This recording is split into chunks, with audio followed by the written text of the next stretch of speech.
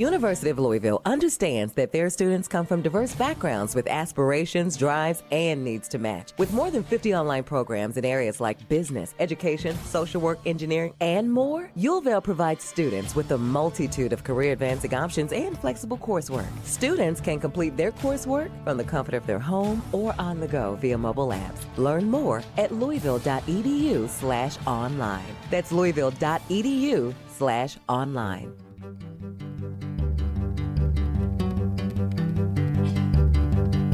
From the University of Central Florida's Center for Distributed Learning and the University of Louisville's Delphi Center for Teaching and Learning.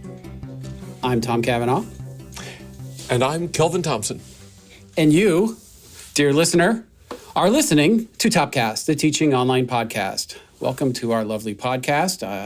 Hope you like it. Show yourself around, make yourself at home, put your feet up, have a cup of coffee.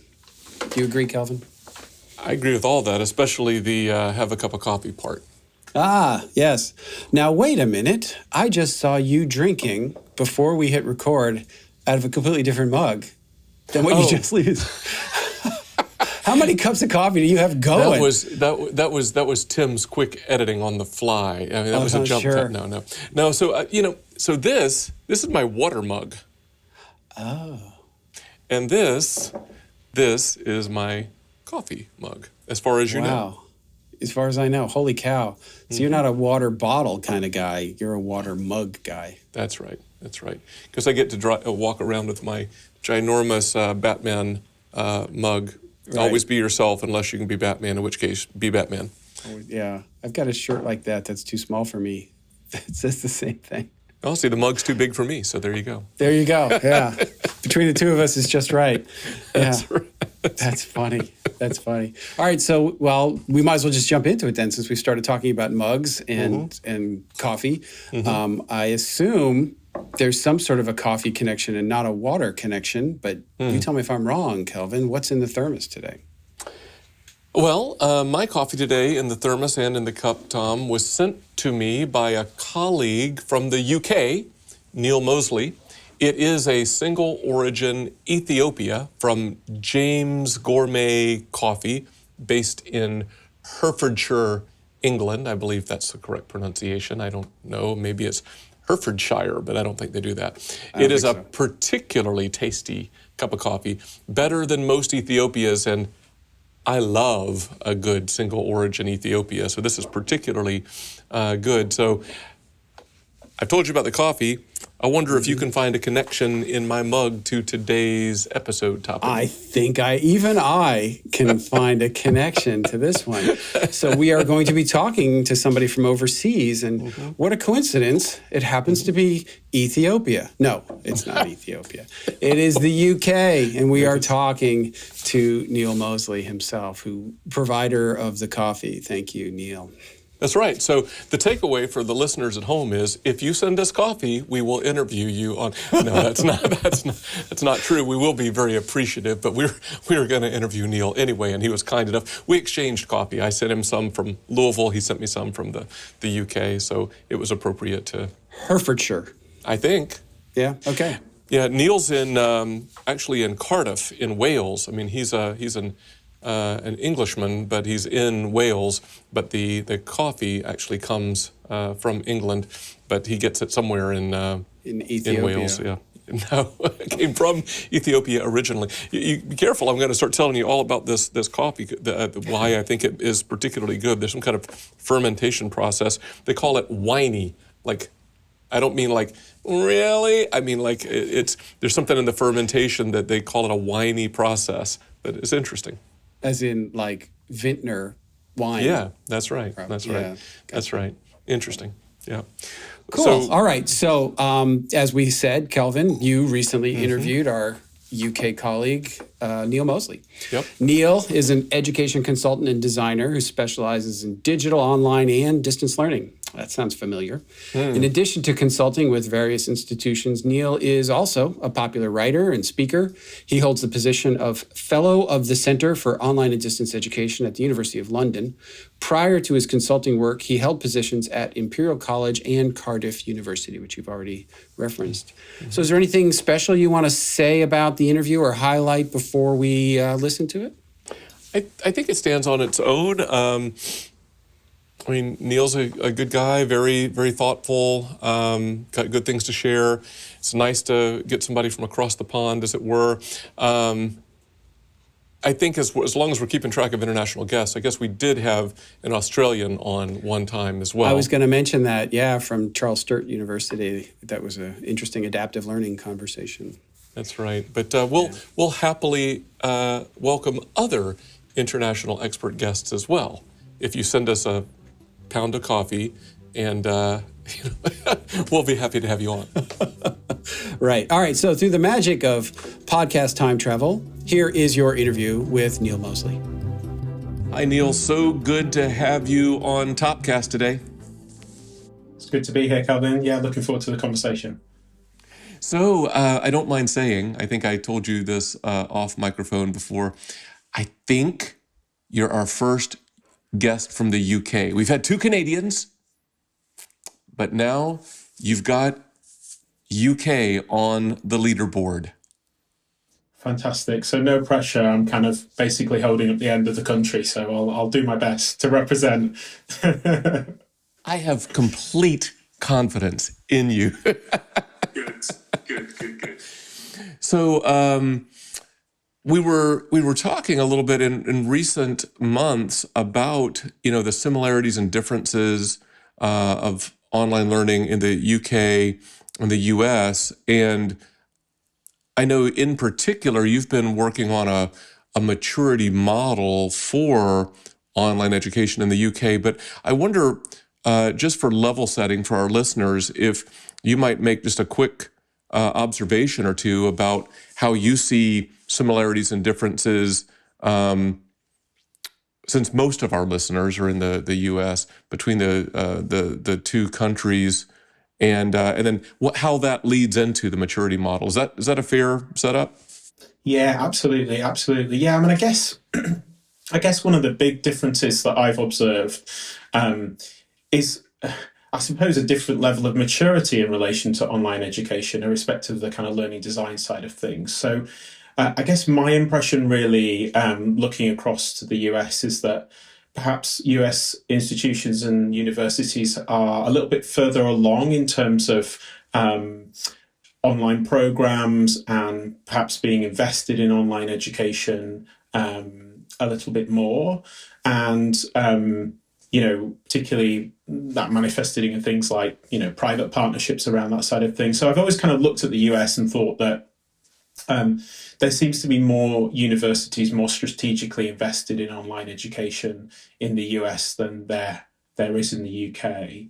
But I think that's one element where I think things are changing and evolving in the UK, and that's manifested in universities now looking to more strategically grow portfolios of online education, and we're starting to see the kind of senior roles, the kind of directors of online education and provosts of online education coming through, as well as universities setting up distinct online arms, so University of X Online. So I suppose I've perceived a difference in terms of how strategically invested universities are over here in comparison to the US, but I think that's changing.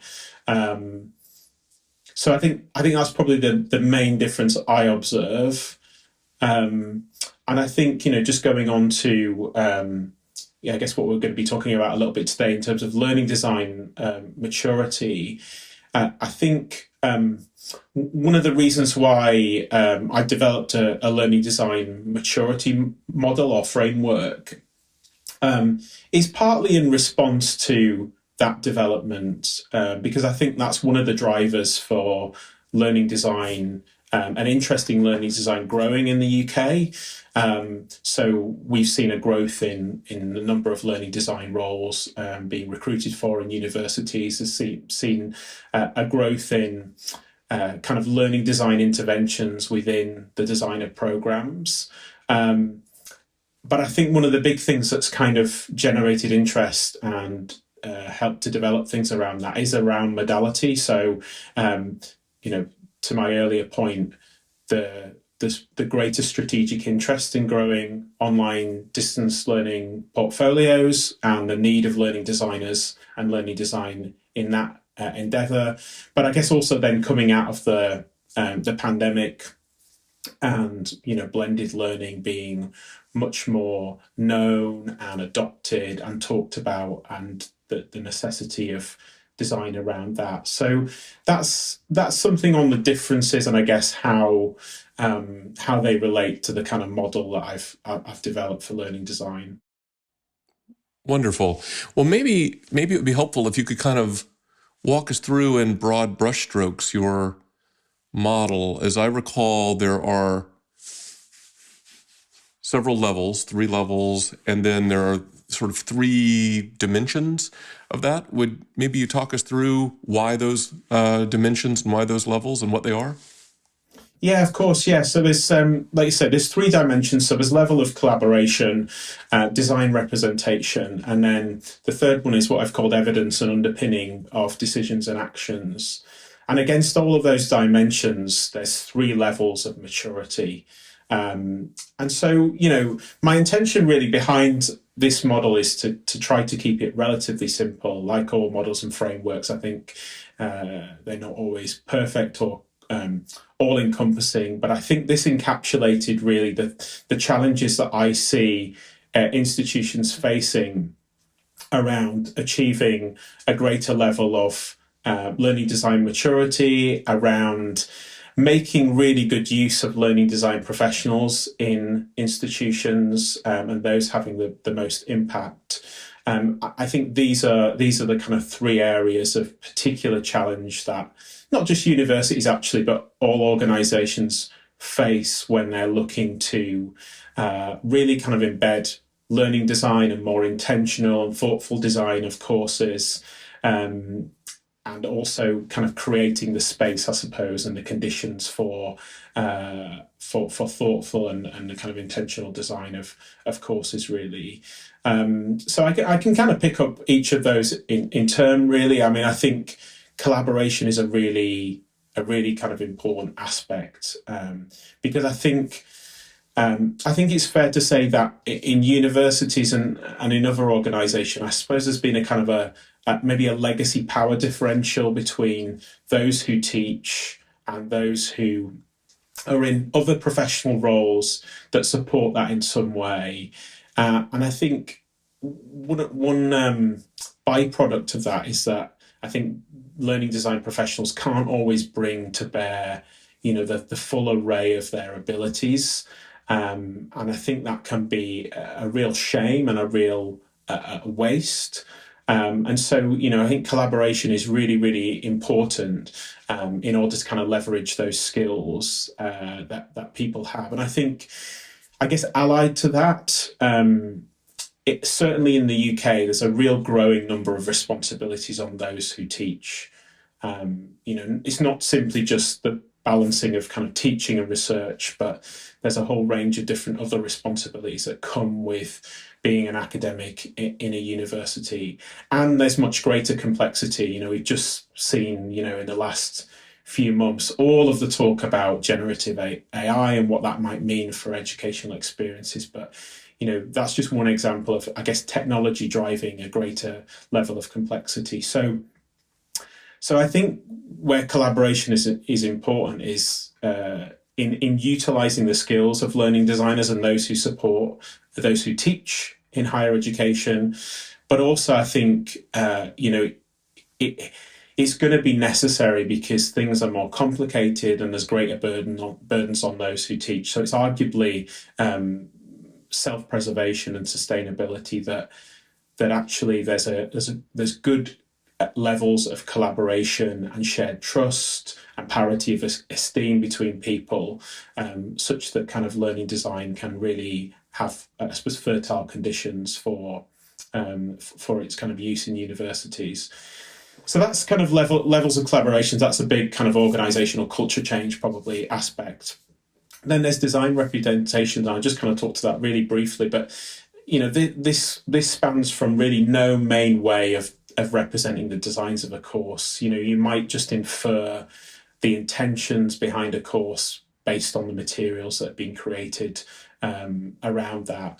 And that's kind of more the sort of level 1 aspect. But in terms of level 3, we're looking at kind of well-defined means of representing course designs that might take different formats. They might be more succinct, that just maps out maybe learning outcomes. They might be more of a kind of a journey map as students kind of progress through courses. So those are kind of well-defined means of representing design, and level 3 is that kind of that suite, that really solid means of communicating the intention behind courses, and that also relates, I think, to collaboration as well, because that gives a means of everyone being involved in that experience, everyone partaking and communicating intent behind that and involving themselves in that. So that also relates to the collaborative aspect.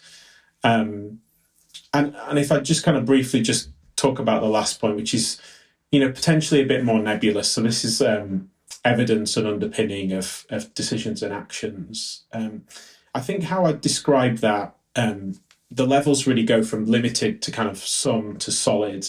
And I guess how I describe that is now I think we're pretty blessed with a lot of evidence and research and information around learning and around kind of student experience. So we have a lot of things to draw upon in designing educational experiences. And I think sometimes those things aren't really brought to bear in that work. And so this is really a nod to that, to say, are those discussions being had? Are people grappling with those things and what it means for their courses?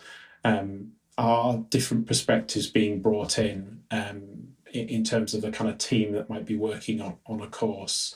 I listened to a podcast recently. It was talking about a golden age of learning science and saying, we're really blessed with all this information about and research on how we learn. But the challenge is to get that information and translate that into educational experiences and have us kind of understand and be able to kind of grapple with that. So that's the kind of model in essence, really, and probably some of the reasoning behind it.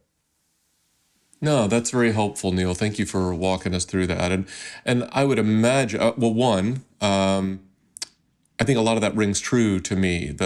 The collaboration relationship between, as you put it, those who teach and those other professionals who are in complementary roles of various sorts. The design representation I find fascinating. I don't know if this rings true with you, but I've said for many, many years that what I find is online, quote unquote, tends to make the invisible visible, the formerly implicit explicit. So as, design and intentionality, teaching, becomes more evident, then you're able to kind of step back and look at it and look for improvements, look for gaps and so forth. So that rings true. And then that evidence and underpinning of decisions and actions, I think it's easy to talk about data, and data certainly, that's a part of the story. There's a quantitative and a qualitative dimension to all of that, and a storyness to it, and an anecdotal sense, and all that. It reminds me of a conversation Tom and I had recently in an episode about institutional context. And there's quantitative and qualitative dimensions of context. And context has a lot to do, not so much with the what of this work, but certainly the how, for sure. So I think there's a lot of wisdom in your model. I assume that you find this useful in to put it kind of bluntly, kind of a gap analysis, sort of where are you now as an institution, and where are there opportunities to mature and to refine and to grow? Is that accurate?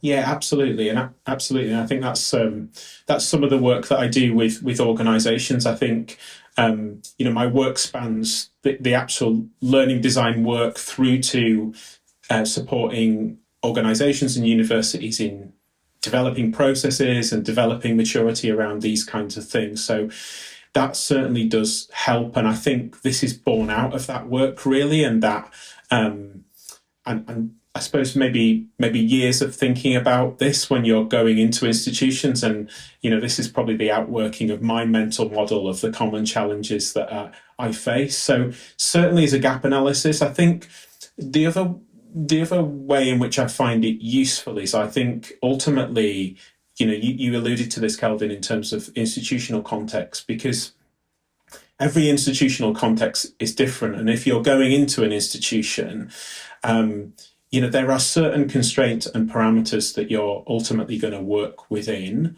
and that limits impact, and it limits where you might get to in the short term and the medium term and the long term. And so, this model can be a useful lens for you to evaluate the context that you're in, and I guess have realistic expectations and aims around what you can achieve, how far you can turn the dial. So I think that's where I see its value, and that might be a value for a learning designer or an instructional designer in their current context to say, where do I think we're at, and where should I invest my energies, or so it has that kind of dual purpose, I think. I think that's excellent. I was just about to ask what kind of a takeaway, as we begin to wrap up, might you suggest for our listeners? But I think you just did that, right? I mean, this gives us a lens or a set of lenses to look at our own work through anew. I had a qualitative research instructor once in my grad program who said, we always seek to make the familiar strange and the strange familiar. That's what we seek to do in qualitative research, and I think there's a certain amount of that here as well. I can't tell you how excited I've been to have you join us, Neil. I'm looking forward to staying in touch and maybe having you back on again on this topic and on others. Yeah, that would be great. Yeah, that's been great, Kelvin. Thank you. So, Kelvin, that was your interview with Neil Mosley.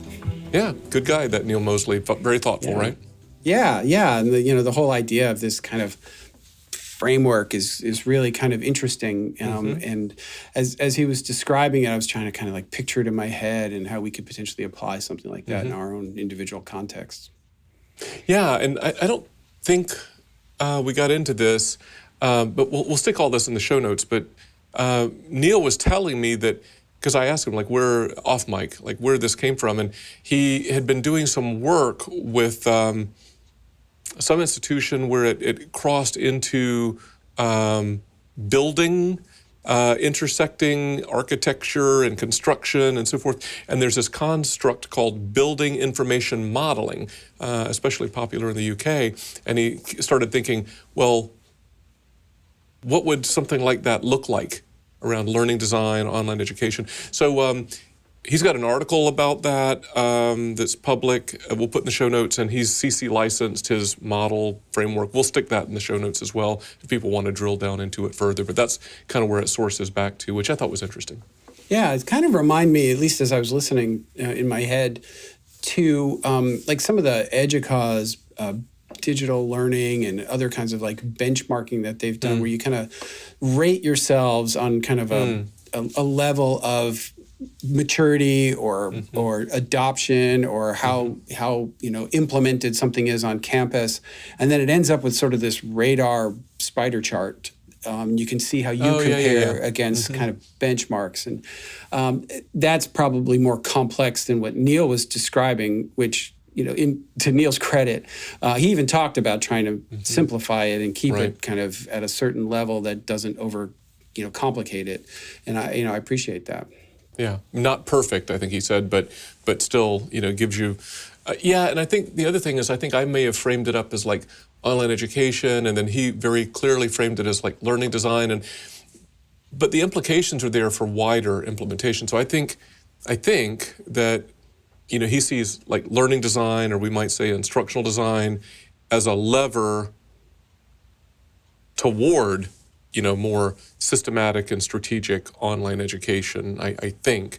But it is still an interesting zoomed in spot about kind of how do we see the work of instructional design. And we've certainly talked about that a lot over the last 3 years during the pandemic response and so forth, the rise of the instructional designer, as it were. And so I think that's a really interesting zoom in, right? The collaboration thing, the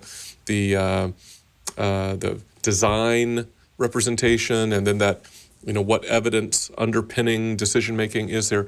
But it seems to all center around learning design or instructional design. Yeah, that's what it seems to me. And I like the fact that there was kind of an element of like evidence that I think the word was underpinning it or something. That I think it's important not to kind of just talk in abstracts, but to also kind of ground it in like, here's an example. Cool. Yeah. Also, probably worth reiterating Neil's closing comment, just so it doesn't get lost, because I said I was going to ask you to wrap up, and you already did. See ya, bye. And I would hate for that to get lost in the shuffle. And I think that's the idea of instructional designers just individually using this framework in their current situations to guide them wisely in where to invest their energy for the most benefit in pushing our collective work forward. And I think the implication of that is if your organization's already doing pretty well in one dimension, maybe that's not where you need to be expending your energy, I think, is the way I would use that, I think. Yeah, that makes sense. And I think it's also probably consistent with kind of how he said that, maybe he felt like the state of online learning in the UK wasn't quite as mature as in the US, but that's changing. So there might be areas where certain institutions are doing better than others. And to your point, maybe like focus on those areas that you really need to develop if you had to prioritize. Yeah. I think that's right. Shall I try to put the metaphorical plane on the metaphorical tarmac? Let's see if we can bring this one in for a landing. So we might say that while institutional contexts vary greatly, we've been talking a lot about institutional context, common approaches to conceptualizing and classifying our online education work, such as Neil's framework, they're very helpful in gauging where we are now and how we can advance our work successfully. How's that? That sounds good. Sounds like it is a nice bow on the plane, so to speak. Happy birthday. Metaphors. So do you mind indulging me in a plug? Plug away. But here's what's different. It's not even a plug for us. It's a plug for somebody else. And as we are prone to do sometimes, we like to make our listeners aware of other podcasts that we think are worth listening to on occasion, or maybe even all the time. And this one is one that I actually appeared on as it launched. I think I was the first guest, which was sort of nice to be asked. And I think they're doing a good job. So we're gonna put a little spotlight on the Teach and Learn podcast. So Teach and Learn is a podcast for curious educators, hosted by our friend, Dr. Christy Ford. The show features candid conversations with some of the sharpest minds in the K-20 education space. Join Christy every 2 weeks as she discusses trending educational topics, teaching strategies, and delves into the issues plaguing schools and higher education institutions today. So take a listen. Christy's good people. Christy has actually been a guest on this show in the past. So, we're happy to give her a plug here. Indeed. Cool. All right. Well, Kelvin, thank you for the interview with Neil. Neil, thank you for being on and for sharing your coffee. Until next time, for Topcast, I'm Tom. I'm Kelvin. See ya.